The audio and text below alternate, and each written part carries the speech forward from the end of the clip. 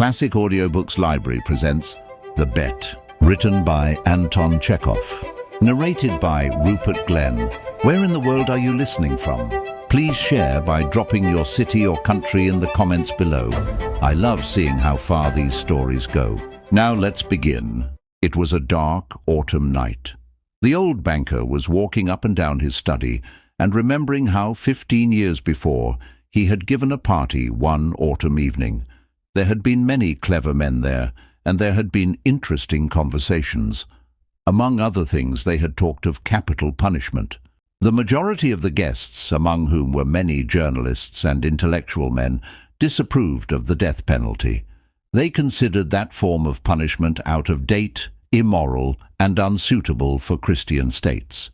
In the opinion of some of them, the death penalty ought to be replaced everywhere by imprisonment for life. "I don't agree with you," said their host, the banker. "I have not tried either the death penalty or imprisonment for life, but if one may judge a priori, the death penalty is more moral and more humane than imprisonment for life.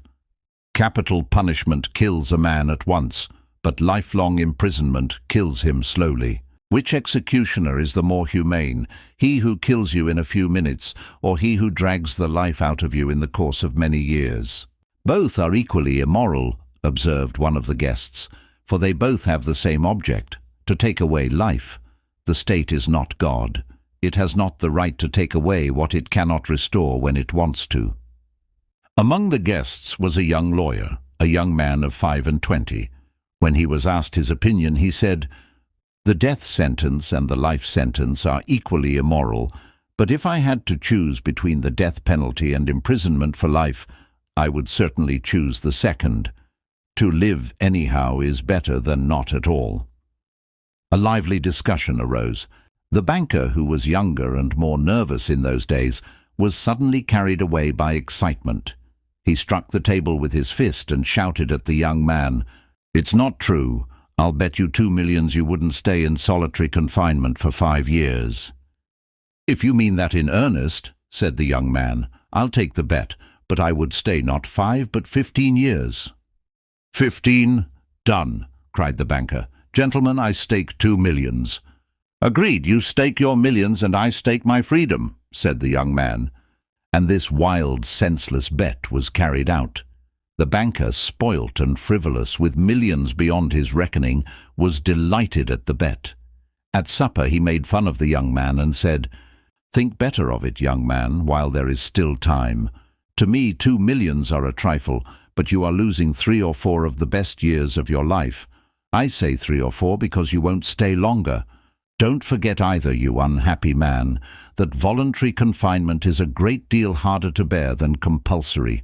The thought that you have the right to step out in liberty at any moment will poison your whole existence in prison.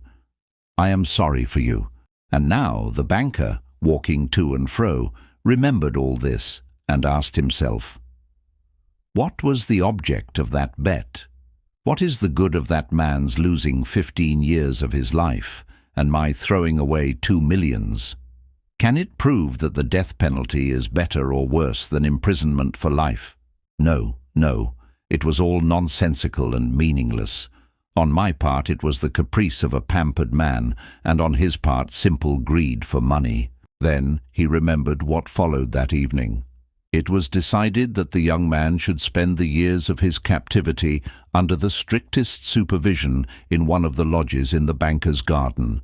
It was agreed that for 15 years he should not be free to cross the threshold of the lodge, to see human beings, to hear the human voice, or to receive letters and newspapers.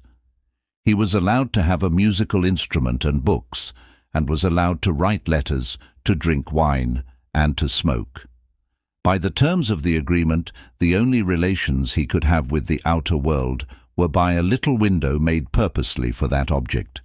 He might have anything he wanted, books, music, wine, and so on, in any quantity he desired by writing an order, but could only receive them through the window. The agreement provided for every detail and every trifle that would make his imprisonment strictly solitary, and bound the young man to stay there exactly 15 years, beginning from 12 o'clock of November 14th, 1870, and ending at 12 o'clock of November 14th, 1885. The slightest attempt on his part to break the conditions, if only 2 minutes before the end, released the banker from the obligation to pay him 2 millions. For the first year of his confinement, as far as one could judge from his brief notes, the prisoner suffered severely from loneliness and depression. The sounds of the piano could be heard continually, day and night, from his lodge. He refused wine and tobacco. "Wine," he wrote, "excites the desires, and desires are the worst foes of the prisoner, and besides, nothing could be more dreary than drinking good wine and seeing no one. And tobacco spoilt the air of his room." In the first year, the books he sent for were principally of a light character, novels with a complicated love plot, sensational and fantastic stories, and so on. In the second year, the piano was silent in the lodge, and the prisoner asked only for the classics. In the fifth year, music was audible again, and the prisoner asked for wine. Those who watched him through the window said that all that year he spent doing nothing but eating and drinking and lying on his bed, frequently yawning and angrily talking to himself. He did not read books.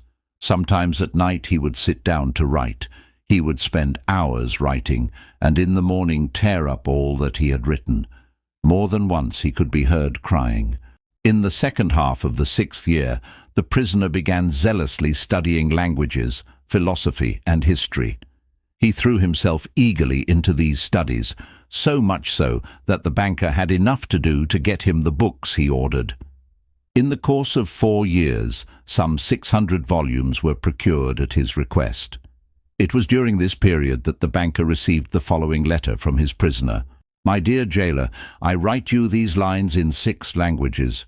Show them to people who know the languages. Let them read them. If they find not one mistake, I implore you to fire a shot in the garden. That shot will show me that my efforts have not been thrown away. The geniuses of all ages and of all lands speak different languages, but the same flame burns in them all. Oh, if you only knew what unearthly happiness my soul feels now from being able to understand them." The prisoner's desire was fulfilled. The banker ordered 2 shots to be fired in the garden. Then, after the 10th year, the prisoner sat immovably at the table and read nothing but the gospel. It seemed strange to the banker that a man who in 4 years had mastered 600 learned volumes should waste nearly a year over one thin book easy of comprehension.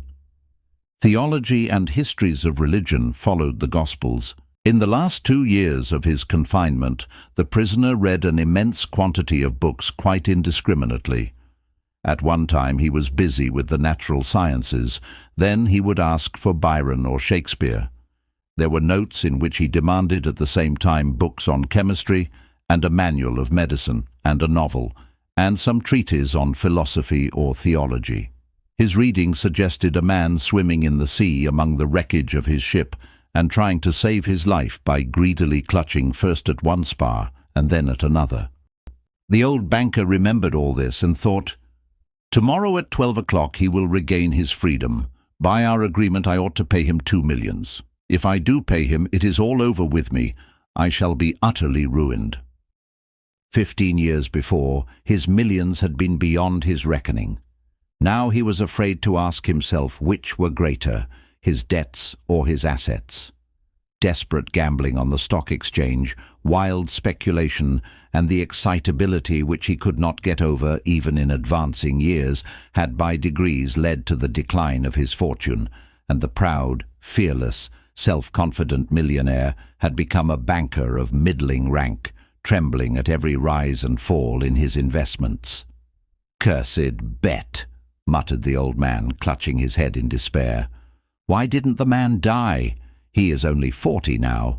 He will take my last penny from me. He will marry, will enjoy life, will gamble on the exchange, while I shall look at him with envy like a beggar, and hear from him every day the same sentence: 'I am indebted to you for the happiness of my life. Let me help you.'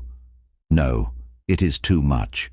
The one means of being saved from bankruptcy and disgrace is the death of that man." It struck 3 o'clock. The banker listened. Everyone was asleep in the house, and nothing could be heard outside but the rustling of the chilled trees. Trying to make no noise, he took from a fireproof safe the key of the door, which had not been opened for 15 years, put on his overcoat, and went out of the house. It was dark and cold in the garden. Rain was falling.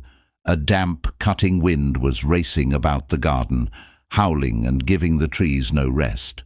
The banker strained his eyes, but could see neither the earth, nor the white statues, nor the lodge, nor the trees. Going to the spot where the lodge stood, he twice called the watchman. No answer followed. Evidently the watchman had sought shelter from the weather and was now asleep somewhere either in the kitchen or in the greenhouse. "If I had the pluck to carry out my intention," thought the old man, "suspicion would fall first upon the watchman." He felt in the darkness for the steps and the door, and went into the entry of the lodge. Then he groped his way into a little passage and lighted a match. There was not a soul there. There was a bedstead with no bedding on it, and in the corner there was a dark cast-iron stove. The seals on the door leading to the prisoners' rooms were intact. When the match went out, the old man, trembling with emotion, peeped through the little window. A candle was burning dimly in the prisoner's room. He was sitting at the table. Nothing could be seen but his back, the hair on his head, and his hands. Open books were lying on the table, on the 2 easy chairs, and on the carpet near the table. 5 minutes passed, and the prisoner did not once stir. 15 years' imprisonment had taught him to sit still. The banker tapped at the window with his finger, and the prisoner made no movement whatever in response. Then the banker cautiously broke the seals off the door and put the key in the keyhole. The rusty lock gave a grating sound, and the door creaked. The banker expected to hear at once footsteps and a cry of astonishment, but 3 minutes passed, and it was as quiet as ever in the room. He made up his mind to go in. At the table a man unlike ordinary people was sitting motionless. He was a skeleton with the skin drawn tight over his bones, with long curls like a woman's and a shaggy beard. His face was yellow with an earthy tint in it. His cheeks were hollow, his back long and narrow, and the hand on which his shaggy head was propped was so thin and delicate that it was dreadful to look at it. His hair was already streaked with silver, and seeing his emaciated, aged-looking face, no one would have believed that he was only 40. He was asleep. In front of his bowed head, there lay on the table a sheet of paper on which there was something written in fine handwriting. "Poor creature," thought the banker, "he is asleep, and most likely dreaming of the millions, and I have only to take this half-dead man, throw him on the bed, stifle him a little with the pillow, and the most conscientious expert would find no sign of a violent death. But let us first read what he has written here." The banker took the page from the table and read as follows. "Tomorrow at 12 o'clock I regain my freedom and the right to associate with other men. But before I leave this room and see the sunshine, I think it necessary to say a few words to you. With a clear conscience I tell you, as before God who beholds me, that I despise freedom and life and health, and all that in your books is called the good things of the world. For 15 years I have been intently studying earthly life. It is true I have not seen the earth nor men, but in your books I have drunk fragrant wine, I have sung songs, I have hunted stags and wild boars in the forests, have loved women, beauties as ethereal as clouds, created by the magic of your poets and geniuses, have visited me at night, and have whispered in my ears wonderful tales that have set my brain in a whirl. In your books I have climbed to the peaks of Elburz and Mont Blanc, and from there I have seen the sun rise and have watched it at evening flood the sky, the ocean, and the mountain-tops with gold and crimson. I have watched from there the lightning flashing over my head and cleaving the storm clouds. I have seen green forests, fields, rivers, lakes, towns. I have heard the singing of the sirens and the strains of the shepherds' pipes. I have touched the wings of comely devils who flew down to converse with me of God. In your books I have flung myself into the bottomless pit, performed miracles, slain, burned towns, preached new religions, conquered whole kingdoms. Your books have given me wisdom. All that the unresting thought of man has created in the ages is compressed into a small compass in my brain. I know that I am wiser than all of you. And I despise your books. I despise wisdom and the blessings of this world. It is all worthless, fleeting, illusory, and deceptive, like a mirage. You may be proud, wise, and fine, but death will wipe you off the face of the earth as though you were no more than mice burrowing under the floor, and your posterity, your history, your immortal geniuses will burn or freeze together with the earthly globe. You have lost your reason and taken the wrong path. You have taken lies for truth and hideousness for beauty. You would marvel if, owing to strange events of some sorts, frogs and lizards suddenly grew on apple and orange trees instead of fruit, or if roses began to smell like a sweating horse. So I marvel at you who exchange heaven for earth. I don't want to understand you. To prove to you in action how I despise all that you live by, I renounce the 2 millions of which I once dreamed as of paradise, and which now I despise. To deprive myself of the right to the money, I shall go out from here 5 hours before the time fixed, and so break the compact. When the banker had read this, he laid the page on the table, kissed the strange man on the head, and went out of the lodge, weeping. At no other time, even when he had lost heavily on the stock exchange, had he felt so great a contempt for himself. When he got home, he lay on his bed, but his tears and emotion kept him for hours from sleeping.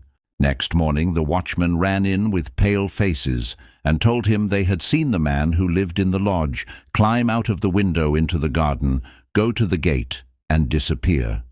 The banker went at once with the servants to the lodge and made sure of the flight of his prisoner. To avoid arousing unnecessary talk, he took from the table the writing in which the millions were renounced, and when he got home, locked it up in the fireproof. This concludes the end of the story. Thank you for listening to Classic Audiobooks Library. To hear more free stories like this, be sure to subscribe and turn on notifications. We hope you'll join us again for more timeless stories and original works. Until next time.